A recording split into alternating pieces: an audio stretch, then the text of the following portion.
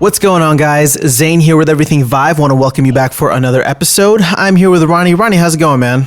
It's going great. It's been a long week, but yeah, things are pretty good. So, what about you? Same here. It has felt like a very long week, but we are in the back half of it. So it's true. I do feel excited about that. The weekend is now closer than it is further away. Yep. So let's get started. We have a news and game talk episode today, and we got a couple things we'd like to cover. But first off, before we dive into that, we want to thank everyone for joining in or just signing up and entering the giveaway that we had for the Ironwolf Steam keys. And if you guys missed it, we did an interview with the developer Phil Smith on last week's episode, and it was fantastic. We love the game. We've actually had a chance to jump into it with each other and play the multiplayer part, and we've had a lot of fun. Have you had a chance to jump into it since, Ronnie? Yeah, I did a couple times actually, and like you said, like every time it's just so much fun, and it's really it's challenging, but at the same time, like, you know, not too challenging. Like it's just the perfect balance, you know? Yeah, no, I agree. And I'm just hoping that, you know, people start to discover it a little bit more. And I'm excited for where it's going to go. But yeah, so you guys should check out the interview. There's lots of cool stuff that they are working on, and we are very excited for where it is going. But let's go ahead and announce the winners. And so I just randomly drew this a little bit earlier today off of all of the comments that were left on YouTube. And I'm just going to read off the YouTube usernames. So if you hear your name, reach out to us, shoot us a message on the back end of our channel. If you just go to the About page and let us know. And we'll also comment on there to let you guys know that you won. But our first winner is Alex Cromwell. Second winner is Stuart Wilson. And the third winner is David, just David. So no last name necessary. But yeah, so Alex Cromwell, Stuart Wilson, and David. So reach out to us, guys, shoot us a message, and we will get those keys over to you because we want you in this game and to be playing with us. And let us know, actually, if you're going to jump into a game so that we can join you. But yeah, moving on, let's start with news as we usually do. Ronnie, you ready to go?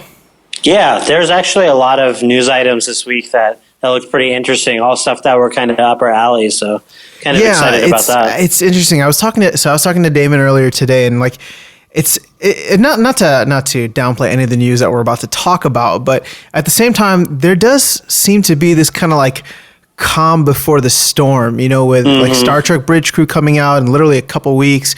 With E3, I'm sure everybody's like excited and waiting for all the crazy stuff that's going to drop then.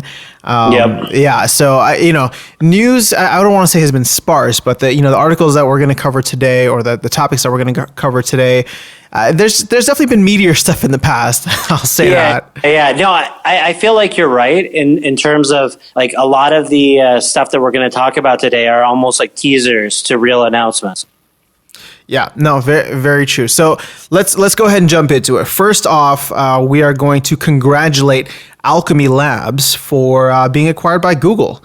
And so if you are not familiar with Owlchemy Labs, whether you are a new Vive owner or have had it since the beginning, if you've had it since the beginning, then you should know what Job Simulator is.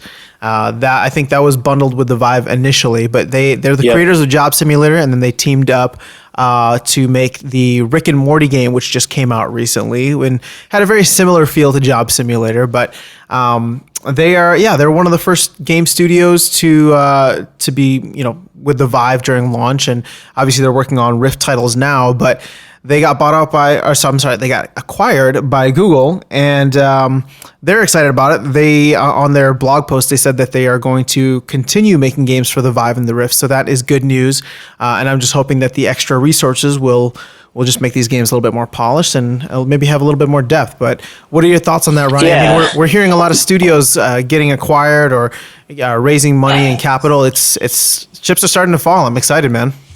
Yeah, no, it's great news because especially for a developer like that has put out solid products and has shown that they know what they're doing in VR. It's great to see companies like Google take notice and give them a little bit more stability. I mean, having a company like Google behind you is obviously huge in terms of knowing that you actually will have the funds to carry through future products and just, I'm sure it's a huge boost in confidence as well.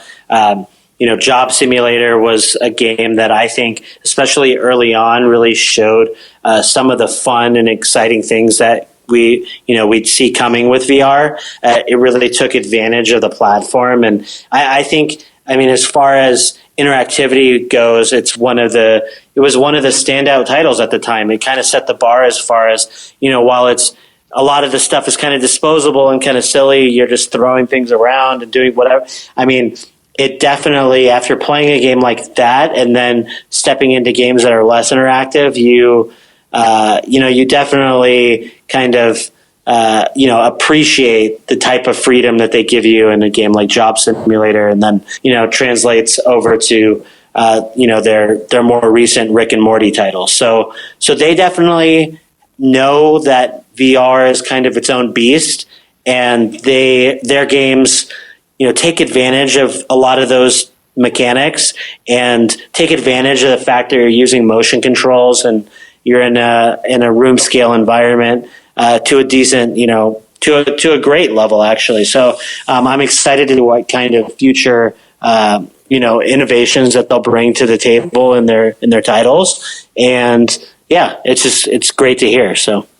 No, I couldn't agree with you more. I think one of the coolest things about Job Simulator that, even still, a year after the Vive has been launched, not all games have adopted, but the ability to interact with pretty much everything that they put in is something that I feel like all VR games need to adopt, at least to a certain extent, because it's that level of immersion, right? Once you can start grabbing things, once you can start, flipping through or whatever, the moment you try to grab something and you realize you can't, not because of anything physical, but literally because of the digital code that will not allow you to. That I know we've discussed that previously as being, somewhat of an immersion breaker, but they really kind of set the bar really high with that, and then again with the Rick and Morty game. So I'm excited for that, and I'm excited for the fact that Google is staying active. It seems like Google has a very good relationship with HTC and the Vive. So as long as they're not going to be closed platform and take content away from the Vive, I'm happy. And it seems like with them focusing on the Vive and the Rift, there's going to be some even better content coming out. So we'll look forward to that. Hope that they can come out with something by the end of this year. I know we're almost halfway through the year at this point, but it'll be great to see what their next title looks like with Google behind them. It's kind of actually interesting. Just as you were talking, I was kind of thinking about about some things. There's a lot of focus on kind of, ways that developers can add to the hardware experiences of VR in order to increase immersion. Like you've seen, haptic feedback sensors and different types of hardware related to haptic feedback to give people a sense of really being able to touch things within a game environment. But, I think more emphasis needs to be placed on the software side of things, and the fact that when interactivity is done well in a game, whether you have super convincing haptics or not, I think having a wide range of interactivity within your title itself can do so much without the need for extra hardware. Like I said, like a game like Job Simulator, while I'm sure would be absolutely mind-blowing if you could actually feel the objects with using haptics and whatnot.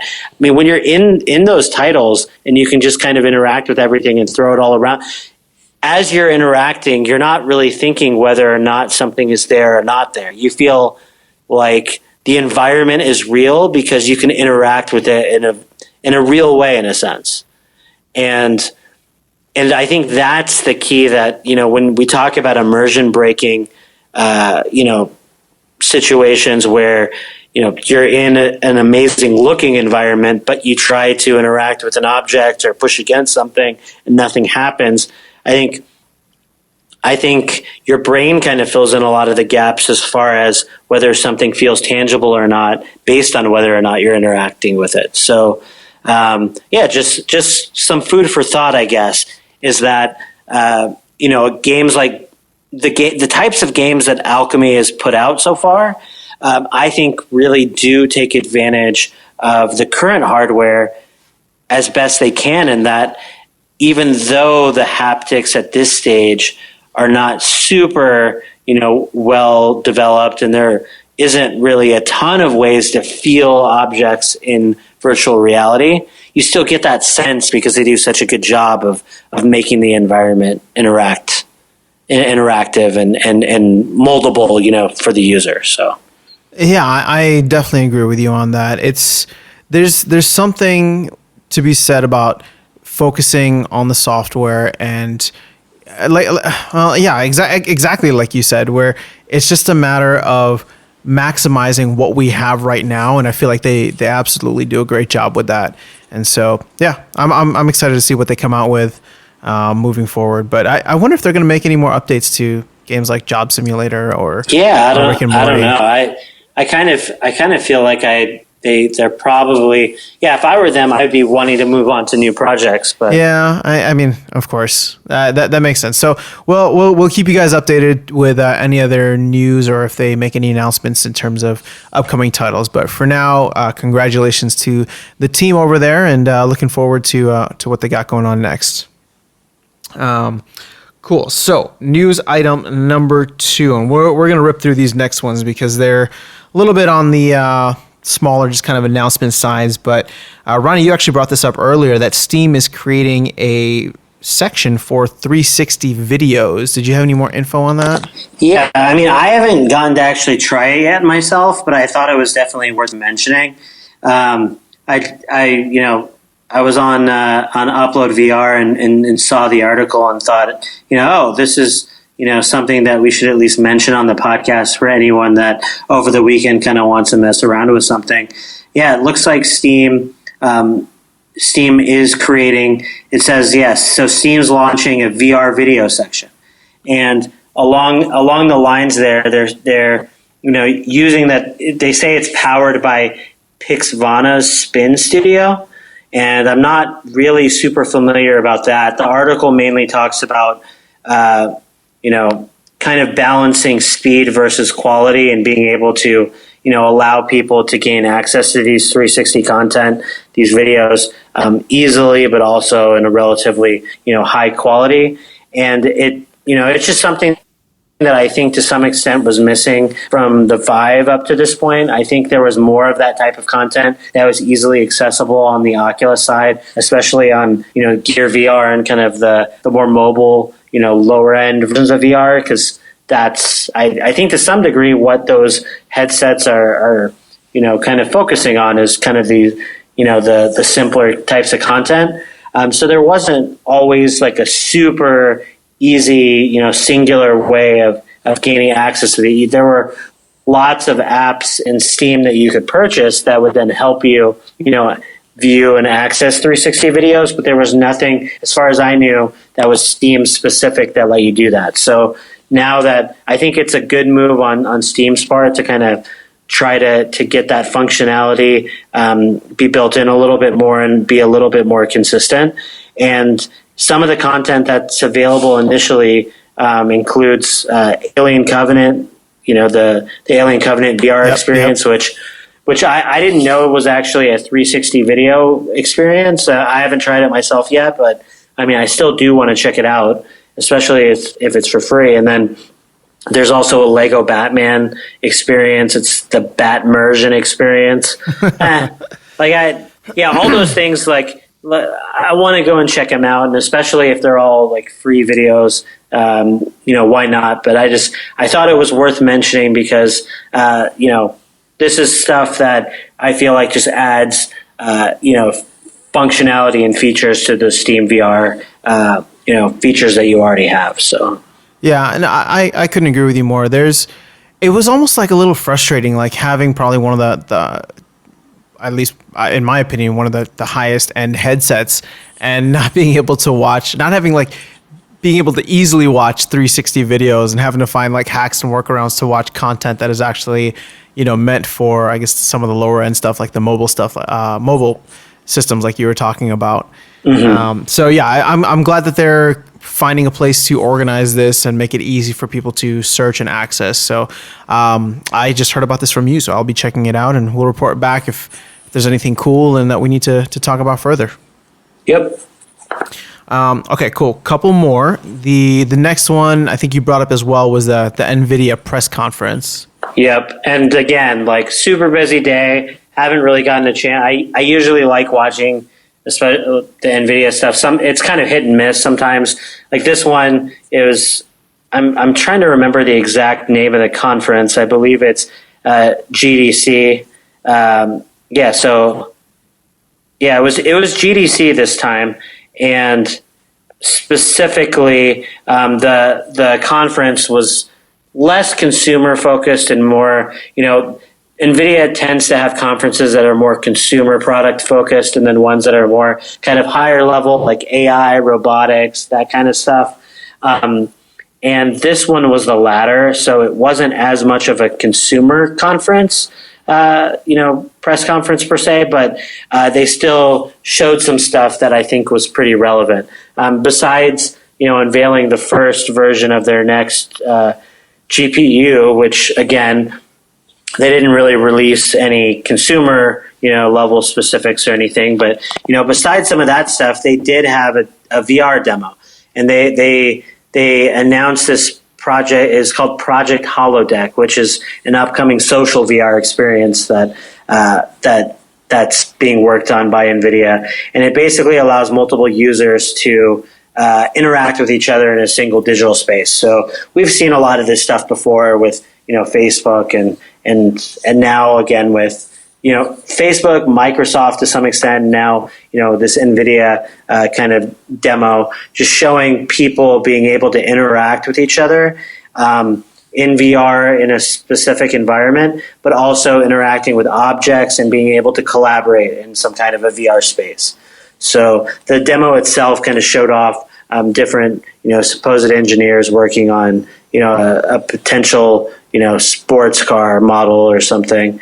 And again, I kind of want to, check it out, but they were showing off realistic physics and really hyping up the idea that multiple users in VR being in a space together, but also being in that space and being able to manipulate objects with realistic and believable physics can actually lead to, some pretty amazing insights and experiences. So that was just something cool. I think for anyone that might be interested in kind of what NVIDIA might be up to as far as VR technologies and what some of this stuff might look like, I encourage you to, go to Google or YouTube to see if there's any clips and look up GTC 2017 NVIDIA and Project Holodeck and just check it out for yourself, because it is kind of some cool stuff. So yeah, and what actually gets me even more excited is the enterprise applications and of what this can actually be, just exactly, because obviously, okay, gaming and entertainment will always be there, and I'm excited for where that's going to go. But when you can start having like conferences or meetings over virtual spaces, like that's going to disrupt so many different industries, travel, business. Like it's going to be really fascinating to see how that plays out. And NVIDIA talking about this, like I said, I'm sure it's not just from a social or entertainment standpoint. There's going to be a lot of enterprise and business solutions that I think this will solve. And with both of us kind of being in that world, I'm just curious to see what the workplace is going to look like in 10 years. No, I agree. And I mean, for those, I'm not exactly, again, like I'm going to kind of check this out a little bit more after we're done recording here. But Project Holodeck will be available for early access in September of this year. So for anybody kind of interested, definitely watch the video and then kind of just be on the lookout for any announcements regarding this type of software. So, Yep. Cool, man. Okay, well, let's hit the last point before we go to our game talk. And for anybody who is a comic book or just a Marvel fan in general, a superhero fan, Marvel Games, the senior vice president Jay Ong said recently. I think the article we were referencing was on GameSpot, but there's several out there that are covering the story now. But he was talking about VR games coming to, well, the fact that they are working on VR games.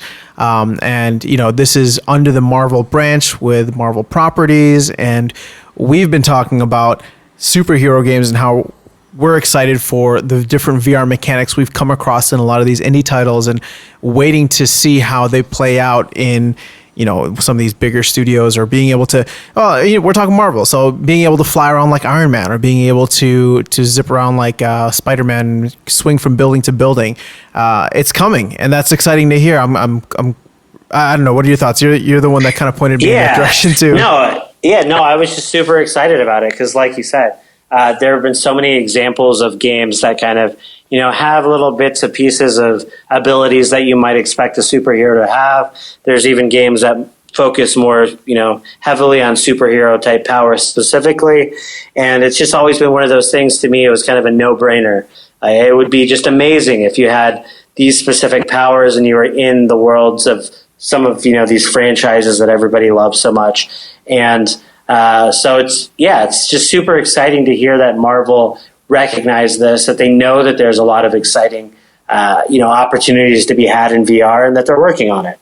And in the past, I'd say that Marvel properties have kind of had a rough time in the video game world. I mean, there have been exceptions here and there. I believe Activision and Neversoft Studios, I believe, had a few, like a handful of Spider-Man games that came out in the probably early 2000s that were pretty good. And there were a couple of games here and there. There was like a decent Wolverine game on the 360 and PS3. But, besides that, a lot of the Marvel titles haven't had great video game outings up to this point, but it looks like Marvel is really going to be trying to change that. And, there's a Marvel Heroes game that's out that I've heard great things about on the PC, and I think it's either coming or has came to consoles recently. So there's that. And then, there's Insomniac Games is working on a Spider-Man title, I believe, for Marvel. And they had amazing superhero games on the PlayStation platforms previously. Not franchised games, obviously they were their own IP, but they show that they can make great open world superhero type games, and so now they're going to get a crack at a specific Marvel franchise. And so it seems like Marvel's really trying to step up their game, so to speak, in the video game world. No pun intended. Exactly. It was just too natural. I just had to let it flow. But yeah, so it does seem like they're trying to make an effort, and a lot of the studios that they're working with seem to be the right types of collaborations. And so while we don't have any firm announcements yet on VR, he wasn't shy about mentioning that, they've been thinking about this quite a bit since late last year, and they're, pretty invested in it, and they're working hard on some things.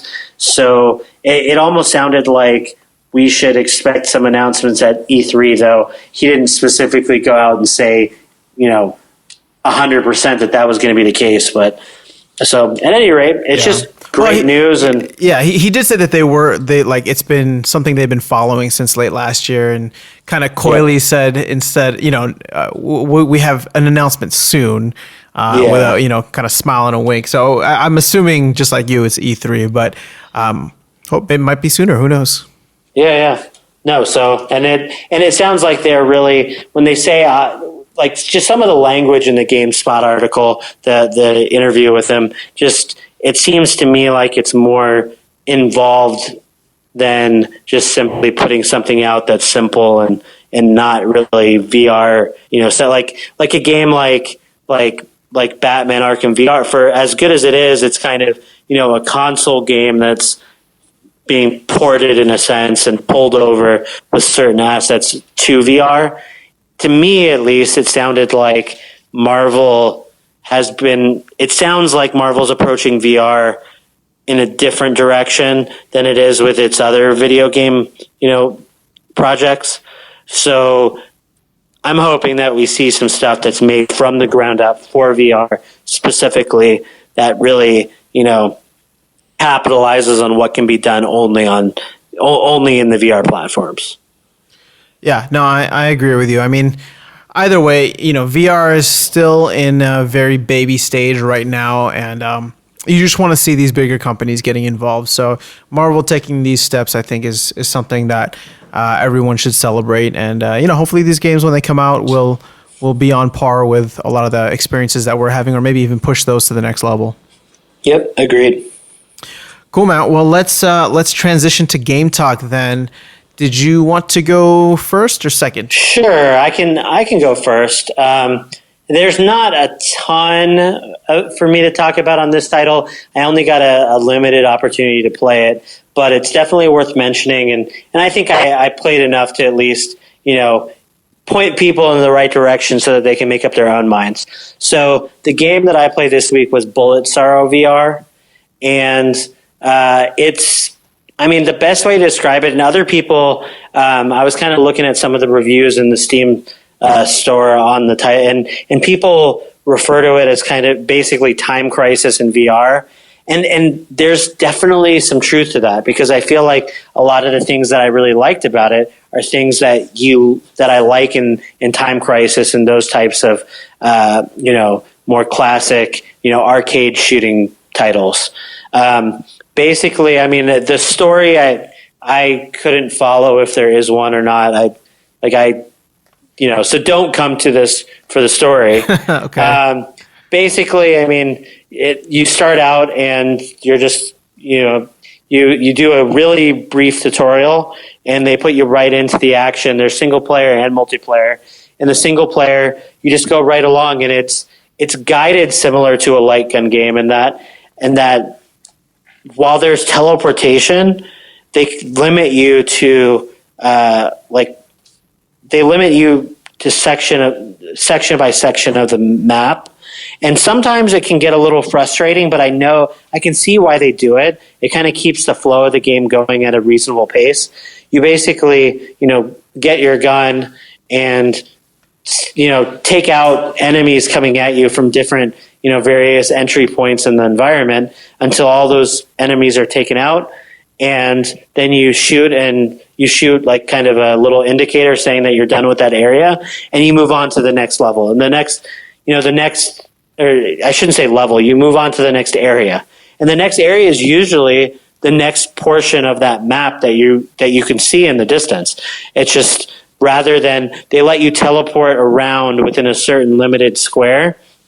And those squares are, several times larger than the largest play area that you could possibly make. So it is kind of a, larger room environment, but you're kind of stuck within that zone until you kill all the enemies that are coming at you at that zone.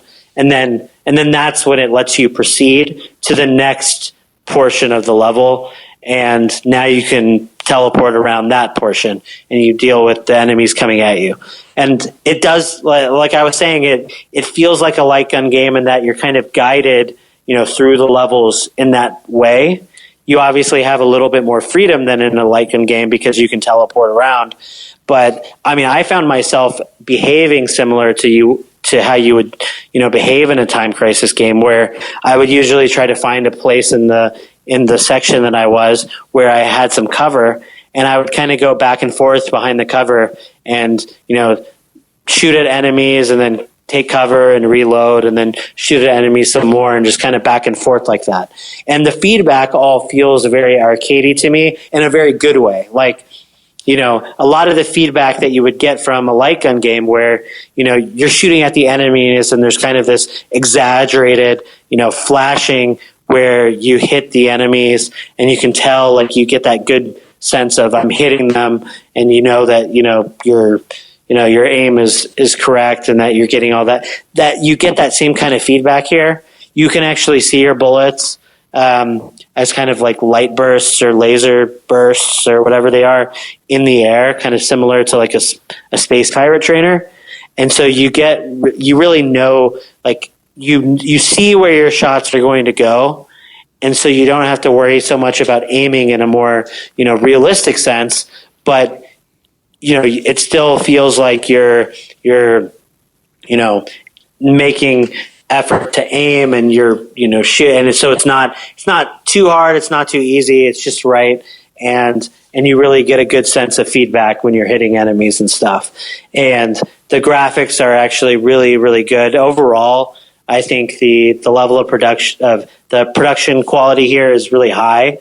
I mean, the voice acting is really bad. I don't know if that was done intentionally or not to mimic some of those games. Yeah. Like some of it literally sounded like it was like either like poorly translated or just bad in general. But like it had its function, I guess.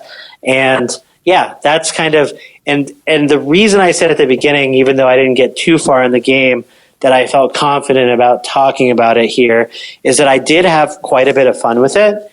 And from what I understand, most of what I played of the game so far is actually available in demo form that you can pick up on Steam for free.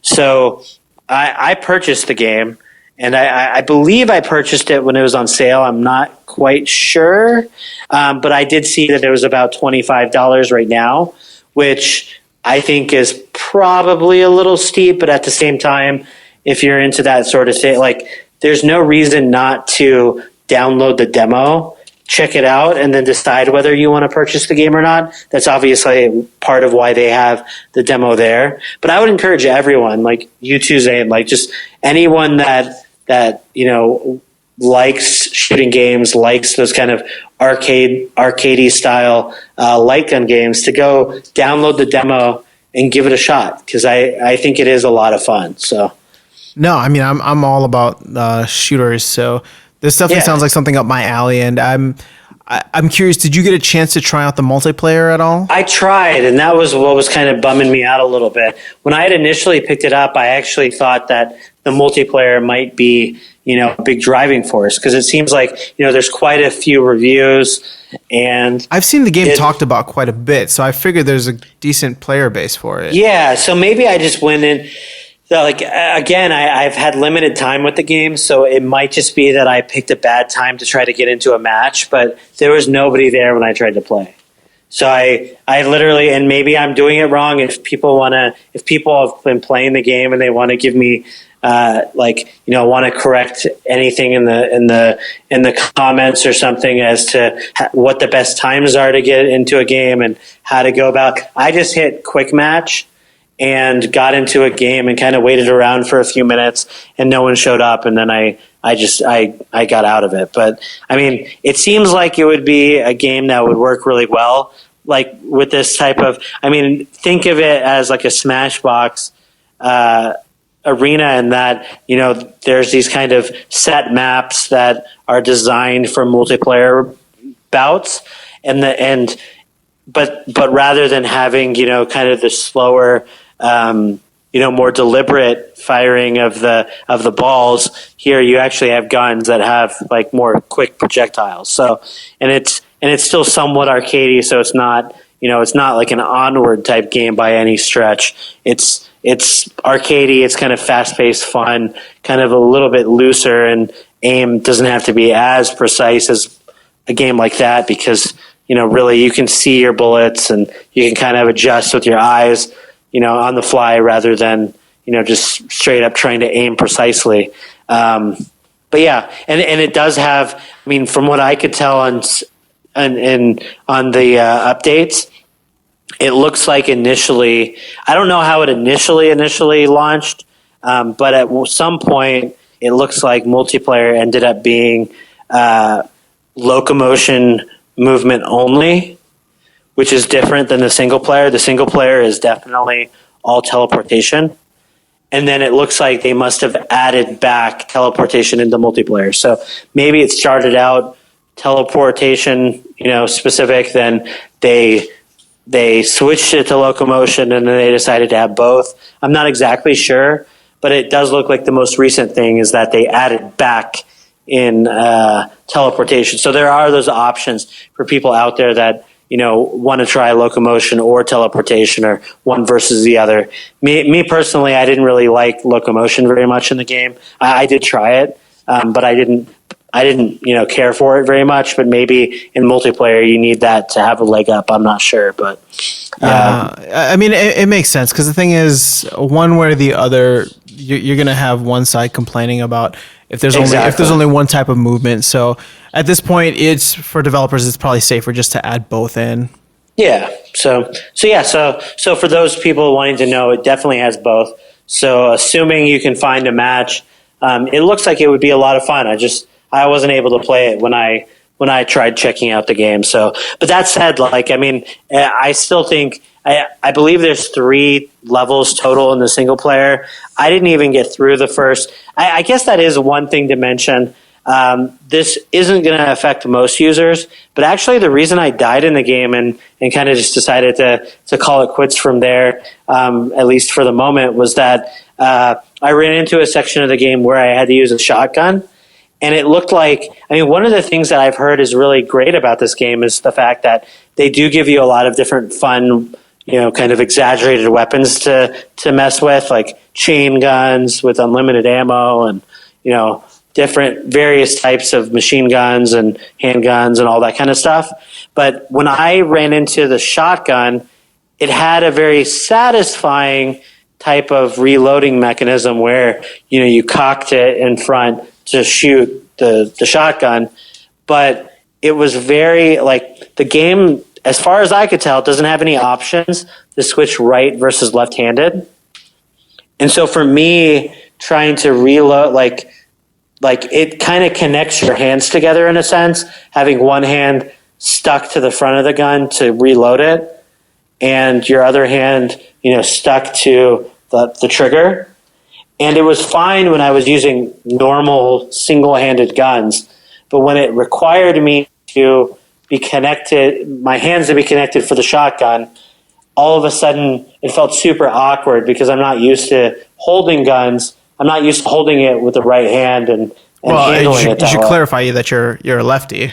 I'm a lefty. Yeah, so. That's what. Yeah, no, I should have. Yeah, at the beginning when I was saying that this won't affect most users, I was going to get there, and I somehow.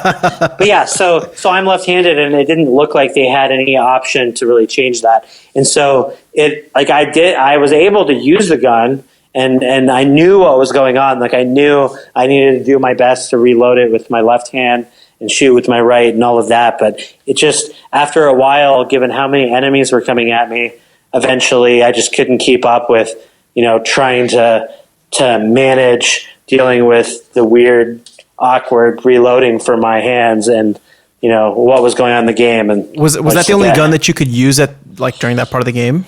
Yeah, again, unless I'm missing something, it looks like when you pick up a power up, probably until you use the power up, power up, until you use all of it, you're kind of stuck with it. So once I picked up that shotgun, probably if I were to play that section again, I would try to use just the normal weapons instead of picking up the shotgun.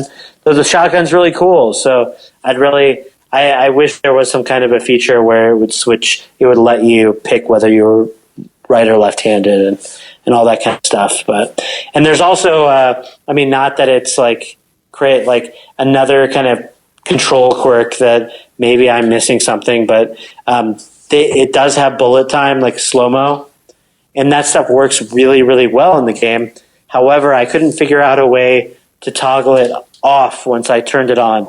So sometimes the way you would start it, you basically build up a meter when you're shooting guys, and then one of the circle pads is used for teleportation, while the other circle pad is used to activate your slow-mo bullet time.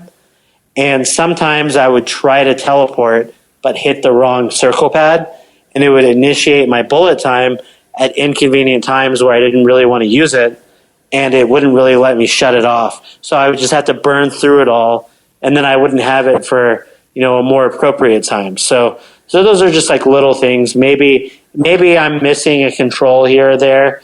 Maybe there's a way to stop bullet time once you enable it, or maybe that's a specific design choice that they want you to kind of be forced to. And also, maybe if you spend more time, once you spend more time and get acclimated to the controls, it might become a little bit more natural.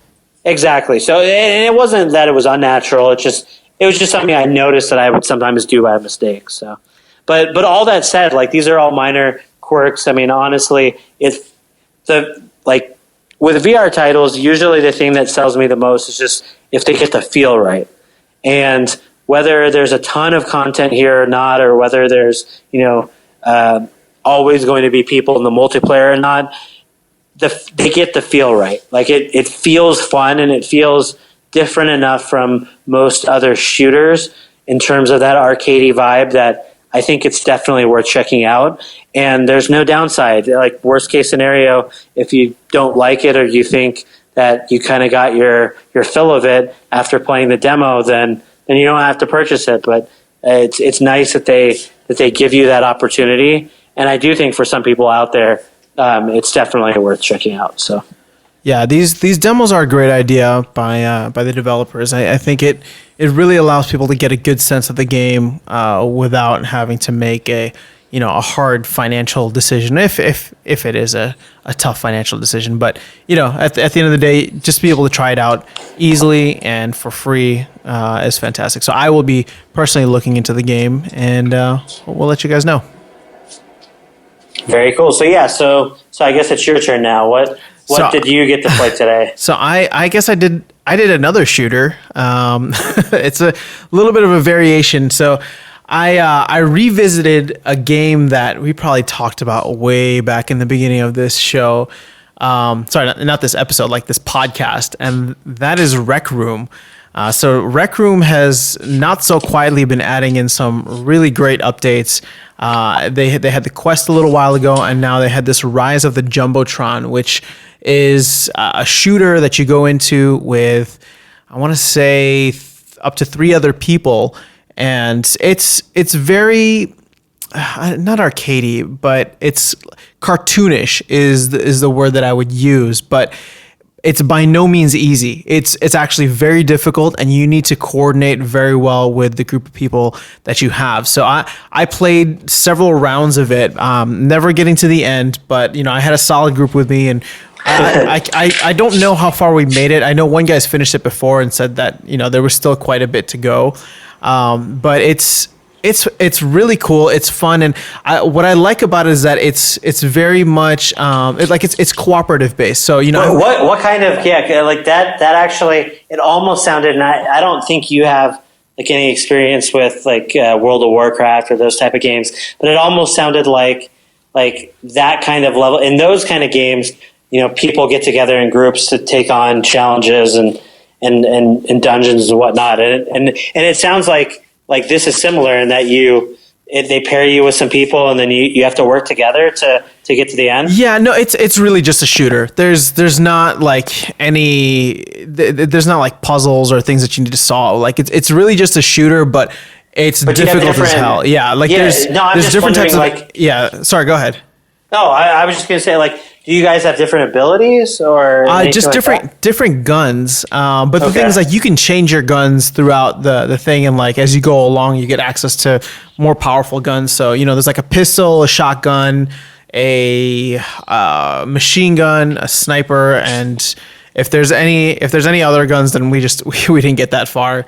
But and again, these are not realistic. They're very they're futuristic laser guns that shoot out beams that you can see, so you can kind of point, shoot, and then aim type of deal. But there's you're being attacked by robots that aren't they're not raw data robots. They're like little boxes that have wheels on them that just kind of roll towards you and shoot red lasers at you while you shoot blue lasers back at them. So is it satisfying? Are the mechanics does it feel? Yeah, feel I mean, cool? Well, the thing with Rec Room, Rec Room, it's always had a good feel to it. Everything, it reminds me a lot of paintball, but in a much more shooter-centric type of format. Gotcha. And like I said, what's cool about this is the fact that it's cooperative and you're going up against a computer. So the thing is like I said earlier, I've played Onward, I've played Pavlov, and I'm sure with Bullet Sorrow VR, you play against other people, and yeah, that's fun, and I'm sure that most people would probably prefer that. But there's like a nice element of being able to play like just you and your crew against the AI, and so the AI in this is and for I think a lot of people. I mean, I know for me, and there's definitely a lot of people out there like that as well. I mean, sometimes you just don't have. Like, I don't have the time to get really amazingly good at some of these more challenging, skill-based type games. And being able to join a group and go at the computer with the help of other people, makes it more fun for me. Because it's not always fun to play one of those games where, you get in and you're against people that are spending hours and hours in the game, and it's just like constant, spawn, die, spawn, die, spawn, die. Like having a game where you go up against the computer and you can coordinate with other people gets you a lot of the benefits and of being able to interact with people and have a social experience that's fun, while at the same time not having all of that frustration as a new player. Yeah, I mean that's actually a really great point to bring up. I mean the camaraderie is great. Like I just kind of met all the people online. I just randomly joined and everybody kind of filled out the room from there. And that's actually, I think, one of the strengths of the Rec Room. So if anybody who's listening is still sleeping on Rec Room, the game is free. Like there's just no reason for you not to get it. And I know some of the knocks against it are, unwanted, people or kids or something like that. But, I feel like the developers have done a really good job of trying to curb that, get people with bad behavior, where you can kind of boot them or become invisible to them, or kind of create your own, I think it's like a party, like your own group of people that you can connect with easily and jump into and out of games. So, at the end of the day, like Rec Room is still like, it's got the player base for it and it's got a lot of cool, experiences in it. And I'm actually a little embarrassed to say this, but I'm curious to get your perspective too, or not your perspective, but just your time frame. But I actually, when I was playing it for this week, I realized I hadn't jumped into Rec Room in literally months. Like it's been months since I've played Rec Room, and that kind of just took me aback. And I the thing is, like, I'll be honest, and we've talked about this a lot on the show, is the fact that like whenever, with the limited VR time that we have, we're always trying to try new games for the podcast or to prepare for interviews, for things like that. So it kind of blew my mind that I hadn't been into Rec Room for a couple of months. But when's the last time you jumped in? No, same thing. It's been a while. So like these are actually like when I saw that they had these quests and single player stuff kind of added in, it really made me, I really need to jump in and play. And we're probably going to have to play it sometime soon just to kind of we should have fun. And because, like it's a good reminder. Like you said, we are kind of outliers in terms of we're kind of required by what we do to try out new stuff every week and move on from title to title. But there's a lot of games out there that, are continuing to improve. I mean, and we've talked about improvements before, and the fact that a lot of, if not most, VR titles are early access, and, some are, added to more than others. But, that's definitely something that's kind of par for the course when it comes to some of these games. But it's easy to forget that, as more and more titles come out, that there are still these amazing, like the gems that we cited months ago are not, they're not going away. They're only getting better. They're only getting better. They're just as vibrant as they were back then.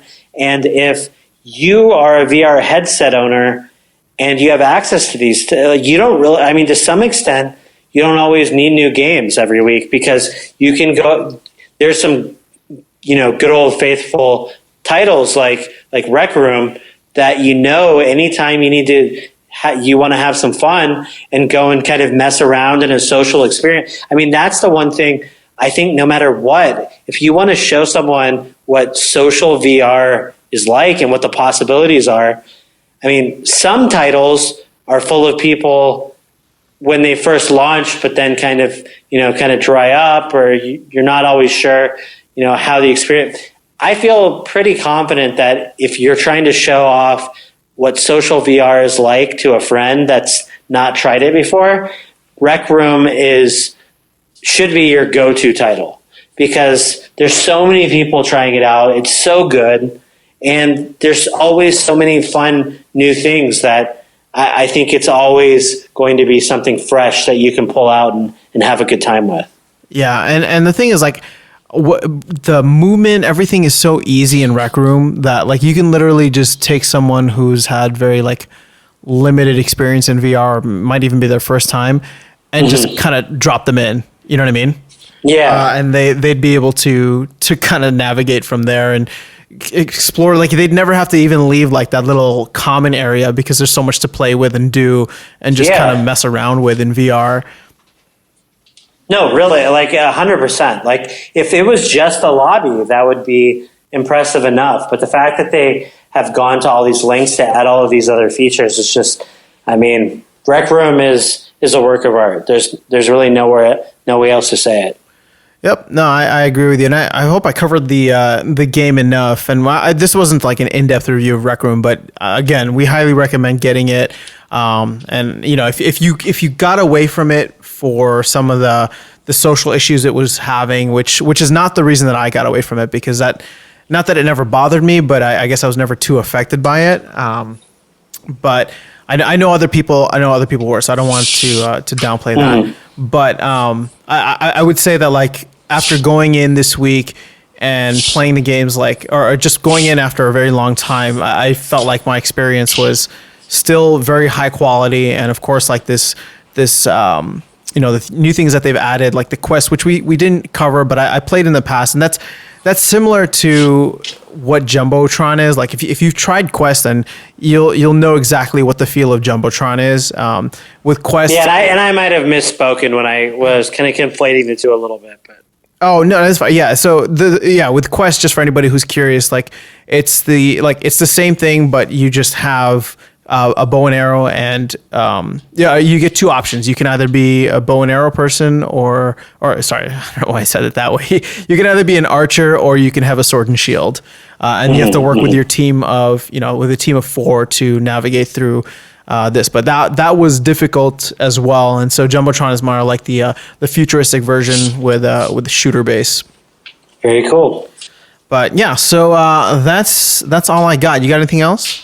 No, that's it. So that was pretty solid, I think. Yeah, I'd say so. And hopefully, if you guys haven't checked out those games, this will give you a little bit more insight into how they work, I guess.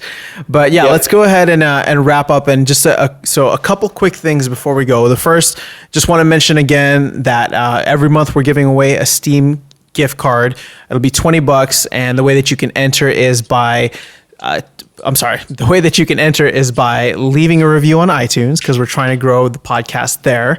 Let us know how we're doing, good, bad, whatever it is. We just want to get the feedback and hopefully help share this with other people. And then so take a screenshot of that and send it to contact@everythingvive.com. And the instructions will be in the show notes as well. But we'll continue doing that. We pulled our first winner at the beginning of this month, and we'll have our next winner next month. And we appreciate everybody who's left a review and who's entered so far. And we'll continue to do this for the foreseeable future. The next and I guess last thing that I wanted to cover is something that you and I had talked about previously, Ronnie, but I guess we should kind of just mention it here as well. And that's the format of the show going forward. And so I know when we started off, we were doing 3 episodes a week, and we kind of split up the different sections into different episodes, and then we consolidated some of them. And I know after that consolidation, we really it's been really tough to kind of keep to that schedule. And so I think it's important for us, and out of respect for you guys, and we appreciate you listening and tuning in on a weekly basis. We want to make sure that we are releasing these this content on a regular schedule. So we are going to cut down to 1 episode a week. First off, sorry for that, for anybody who wants more, but just for our sanity, for our schedules, and especially with summer coming up, it's a lot of it is actually just wanting to make sure we can still continue to deliver high quality content. And so, with, like I said, with schedules coming up and being crazy, I don't want us to jump in and play a game for only half an hour and then give our thoughts on it, because that's not really a fair perspective on what the game has to offer. And so what we're trying to do, or at least what our game plan is moving forward, is to alternate every week between an interview and these Game Talk episodes. And hopefully we'll be able to get Damon on some of these Game Talks episodes as well, because he brings a unique perspective and tries a bunch of different games that Ronnie and I haven't heard of, and that he introduces us to. So that'll give you guys a little bit more of a range of games as well. And so, with that being said, and we do have other interviews lined up. Actually, especially next week, we're really excited to share with you next week's interview. So if any of you have played Raw Data, we talked to Servios, but we won't put any spoilers or anything here, and just have you guys kind of wait until we drop that one next Thursday. And so that being said, Thursday is the days we will shoot for to release these episodes, and I think I covered everything. Did I miss anything, Ronnie? No, that was thorough and well stated. So I think this will work out best for us and for everyone out there listening. And if you guys have any suggestions on stuff that you'd like to see us cover, just as always, just leave it in the comments, and we always like to hear from you guys. So. Absolutely. So with that being said, let's go ahead and close this episode out. Ronnie, I hope the rest of your week is not as long as the first half of it. It honestly shouldn't. I don't think there's any way it could be. So good. Cool, Matt. Well, enjoy the rest of your week. For everybody listening, thank you again for tuning in, guys. We really do appreciate it. This podcast has grown, I think, beyond our expectations, and that's all because of you guys. And we really do appreciate it, and hope that you are enjoying the content. Hope that you're enjoying the games that we're recommending, and anybody who's gotten a free Steam key or anything like that, we hope you're enjoying those games. And we just hope to continue to be able to bring cool stuff like that to you. So with that being said, I'll end this long-winded outro, and Ronnie, take care, man. All right, you too. We'll see you guys all later. Take care.